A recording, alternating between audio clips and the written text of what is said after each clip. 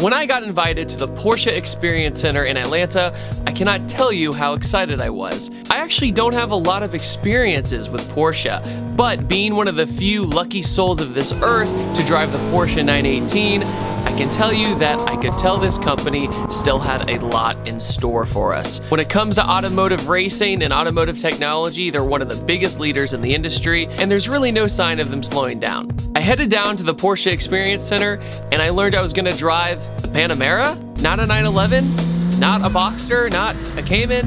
So it made me wonder what was so different about it. And that is that it's the new Porsche Panamera e-hybrid. And what that means is you take technology from the glorious 918 and you trickle it down with some of that benefit. Also, the Porsche Experience has an incredible technical racetrack with airplanes from the airport coming over it every 30 seconds. They even have a skid recovery pad that launches the car sideways to teach people how to control their car in sticky situations. They have everything from a skid pad to a launch control area to a slalom. So if you want to improve your skills in a Porsche, this is the place to be. The place even has its own restaurant and museum, but we'll get to that later. So let me take you on a ride in the Porsche Panamera e-hybrid with 680 horsepower. When we start getting into the hybrid stuff, it'll kick on and here's different like e-flow, so you can see how the power's going to flow. Oh wow. When we're driving, so we have 22 miles of full range. Statistics of kind of what the car's done, obviously nothing today, but charging the battery. So we'll see all those different flow modes and everything. So does this have the same recharging like when you're braking and all that? Yeah, so you'll see it all. So when you hit the brakes and you're driving, you actually see it'll turn green on the brakes and actually show you it's charging the battery when it's doing that. It has in the pedal when you're driving too, I'll show you this, there's actually, like the gas pedal, there's a detent. Okay. So you have full electric power there, and it's, you know, it's 139 horsepower, 295 foot-pounds of torque just from the electric motor. We can kind of play with that, and it goes up to 86 miles an hour in all electric mode. So it goes almost to 90 miles an hour in electric. Mm-hmm. 295 foot-pounds of torque. So you'll see, and this is just all electric. Kind of that unique sound you hear, the kind of the more of the wind and everything. Yeah, it's just tire noise, really, a little bit. And you see as you're braking, like I was talking about, how it lights up. And it's recharging the battery. So when you guys did the course, you kind of implemented all these little things in a short amount of time. Correct, yeah. So you get a chance to really feel the dynamic of what the cars are capable of.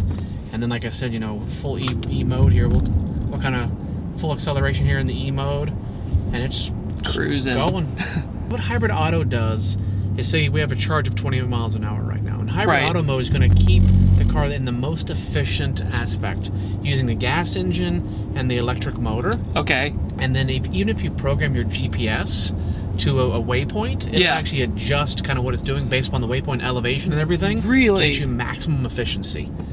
Wait, so what you're saying is essentially if I were to say I want to go to, say, Helen, I guess, Helen, Georgia, very mountainous, GPS will know that there's going to be elevation changes and everything. And it'll actually help adjust kind of the efficiency for the engine to get the maximum That's amazing. power when you need it, and obviously being efficient when it knows it can do those things. That V8 twin turbo kicks on. Yeah. A little bit more power on tap now, but still with that electric torque is right there. You can kind of feel that instant torque when I accelerate. Right, yeah. And then the next lap, we're going to put it in our Sport Plus mode, kind of the unleashing the full up to 680 horsepower. In a Panamera. When I was told about this car, I was so blown away by the trickle down of the 918 and what you guys learned from all that. Yeah. And then bring it into it's not a normal car, but like down to earth a little bit more instead of $1 million price. It's an everyday usable car that has the efficiency, has kind of that sports car still. Right. It feels like, it doesn't feel like a big long wagon-ish kind of thing. Wait till you drive it. It doesn't feel heavy. It doesn't. So we kind of unleash all the power that it has here. And then the brakes are phenomenal. So this car has the ceramic carbon brakes on it.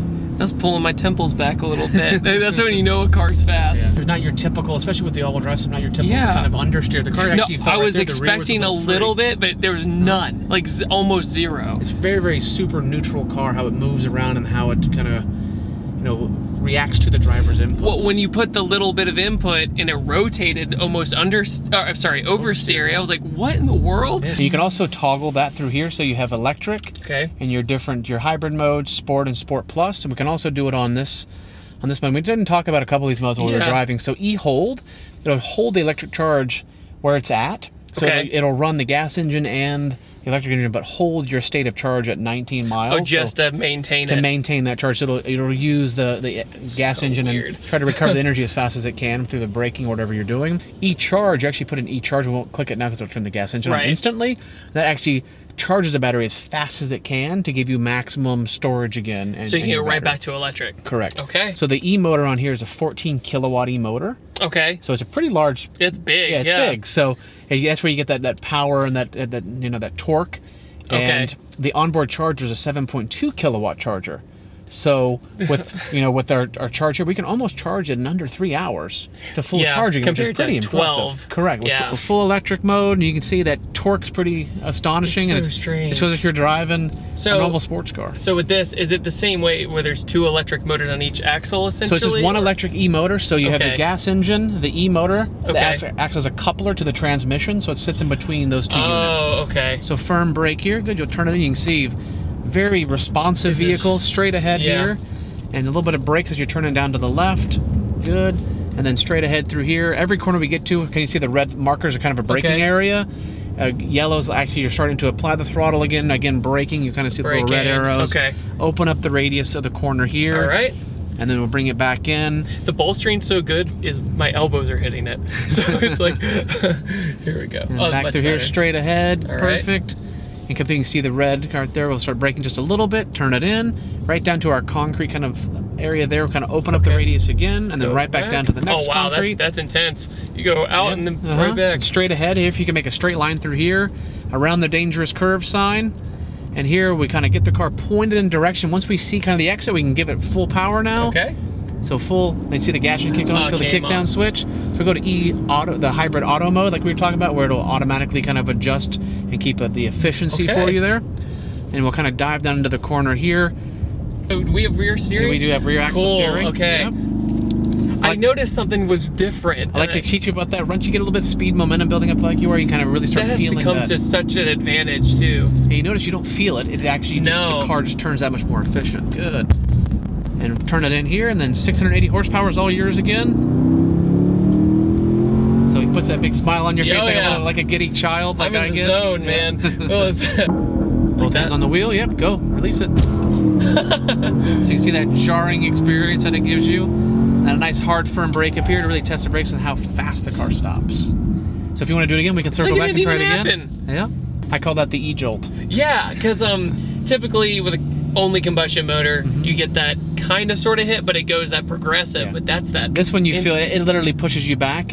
And I'll pull up here. We can actually pull up kind of statistics of what kind of G forces we're pulling. Can you see the gas engine's still running now and charging the batteries? We're back to 19. So we've gained. We've literally never lost anything today. That's amazing. Yeah. Good to go. So full acceleration again. And hard brake. Yep, and perfect hard brake again. Perfect.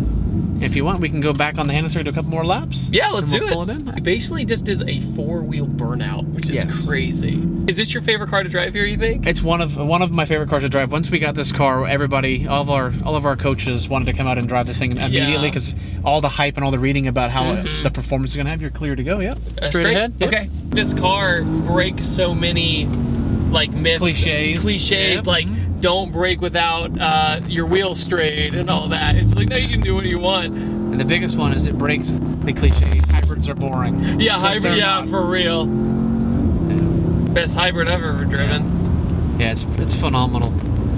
Every time I still drive it, it puts a smile on my face. I feel like a kid in a candy store. And again, I'm going to point out, look at our state of charge. It's still at 19. And where do we start? 22, and we've been driving this dynamic. So it just shows about that, all of that new technology of energy recovery we put in these cars. Full power. Trust it, good. Now here's going to be a lot firmer brake up here. So a really hard brake. Good, remember to trust it, release it gently, turn it in, and then back to the throttle right now, actually. Good, brush the brake here a little bit harder now because it's the most speed you've carried in. Good job. Okay. Squeezing back on the power, very smooth, good. Brush the brake again here, turning it back in. Remember looking where you want to go, so kind of look past the corner. Remember, off the throttle here allows me to get into the middle of the corner, so compromise for the good exit. Right. Good job. Racing cars in 1948. Type 64 was the very first car that was kind of engineered. But if you look at the model car wall, everything above the line are production cars. Everything below the line are race cars. And the most unique thing you see from it is you look at the ebbs and flows. Heavy racing into production cars. Heavy racing into production. And that's not a coincidence. Not a coincidence. Yeah. We race and learn and put it into our production cars. Okay, so you have your caliper here. Yep. And you have this new brake technology. It almost looks like there's no rotor, basically. It looks like clear, like almost glass. Oh. So what causes it not to make the brake dust? This is the new coating on the coating. Okay, got it. As soon as you walk up, it notices you're next to it. And it starts with a timeline. And you can pick on, okay, I want to learn about Porsche number 1. So click on Porsche number 1, you can blow it up and move it. What? And actually click on information and learn about the vehicles. There's also videos embedded. You just cancel it out and like say, okay, I want to see Porsche number 1 again. Well, what are they doing here? Well, it's Ferdinand Porsche and Ferry Porsche and the number 1 prototype. And say we want to start moving into some of our glory years of racing. You know, some of the cool racing posters from back in the day. Getting into some more of the kind of iconic cars and kind of, you know, sharing that family moment to Le Mans, the Moby Dick 935, as it was called.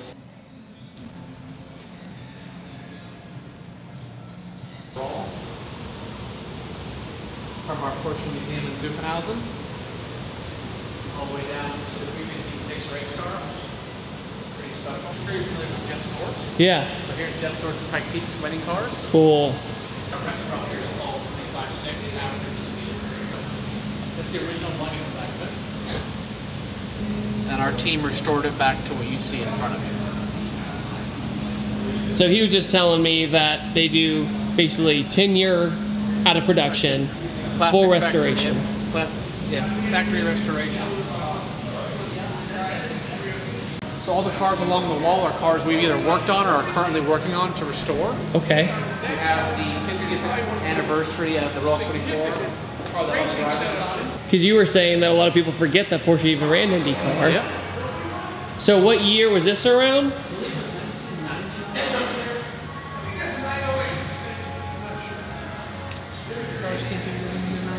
Yeah, 1990. Yep. There's going to be...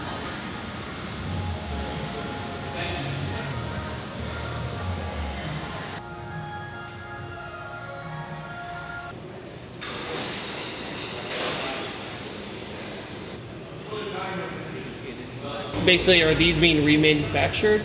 Or just being rebuilt and brought back to their original kind of glory.